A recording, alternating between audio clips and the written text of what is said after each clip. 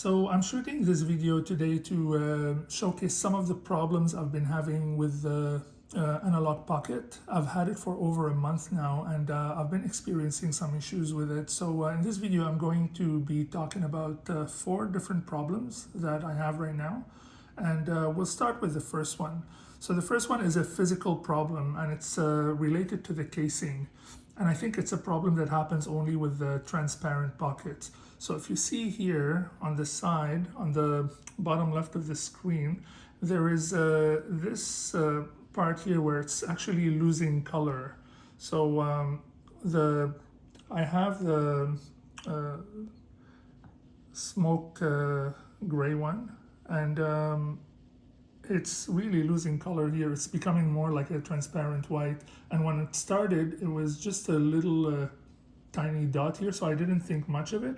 But over time, it started getting longer and longer and longer. So now you can see it's, I'm afraid that after some time, this whole thing is going to turn into a transparent white.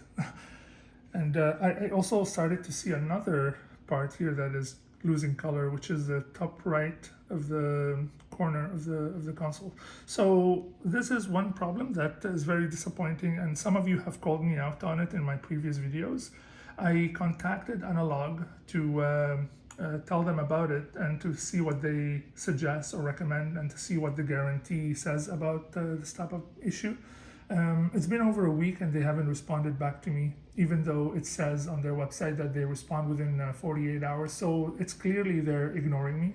And I don't know if some of you have experienced bad customer support from them, but this is really not good. So that's the first problem. The other 3 problems I'm going to talk about are more related to the software. So I've installed a bunch of games in FPGA mode, and I'm going to show you one issue I've been having here with the Sega System 16B. It's just in one, it's not with the system, it's with one of the games. So when I try to load Golden Axe, which is one of my favorite games, it loads, but it goes into this weird test mode. It's called test program, and this is part of the arcade, and I need to select exit to play the game. And for the longest time I couldn't figure it out, because no matter what I click on, nothing happens. Like, it doesn't really get out. And then I discovered later on by luck that there is this combination that works, which is if you press on the bottom left button here and this button here, if you press these 2 simultaneously, you can exit this mode. And this is really a workaround. And so I'm just saying this in case it happens to you, you know the combination. So remember the bottom right button here, and then this button here. You press these 2 and you get out of that weird test mode. The other problem I'm going to show you is when you have too many ROMs installed on one of the consoles or handheld. In this case, for me, the problem happens with Game Boy Color.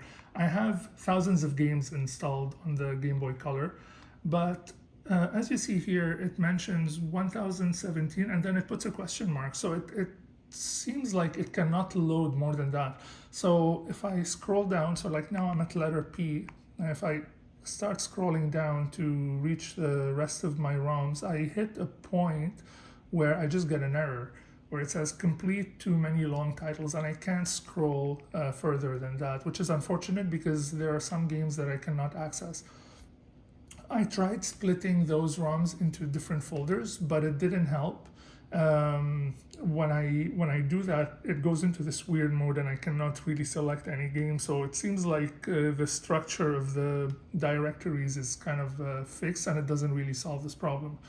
So if you want to play one of the games that you like, you probably have to delete a bunch of the other ones that you don't want to as a workaround. So let's go back and show you another issue that I've been having.